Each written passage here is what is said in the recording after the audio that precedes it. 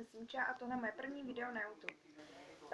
Bude to 3 otázky, na které se nikdo neptá. Budu dělat bohužel z tabletu, protože počítač je trošku zaneprázdněný.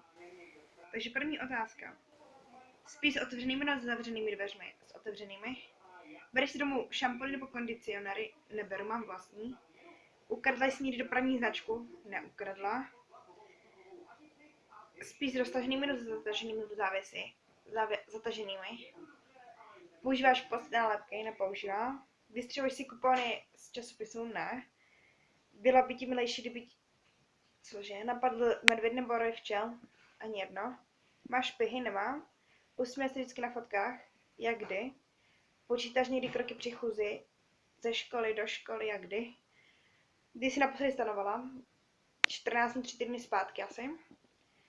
Tancuješ někdy i bez hudby? Netancuju. Jak velkou máš postel? Jednou postel. Jakože asi metrovou postel, nebo jak se tomu říká. Prostě jednu postel. Jaká je tvoje písnička oblíbená, jakože nejoblíbenější písnička?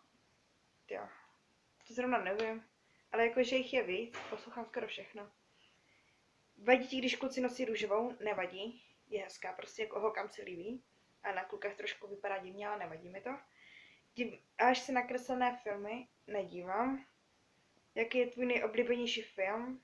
Těch je víc. Kdyby zahrabala spokat, kdyby si nějaký měla? Pod domem, kdyby tě někdo nenašel hlavně.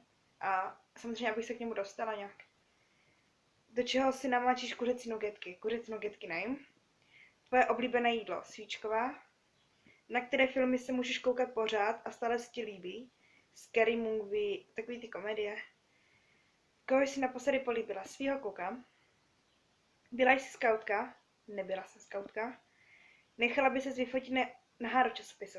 Něco jako Playboy? Vážně ne, nenafotila, vůbec. Pane bože, co to je za otázku? Vůbec.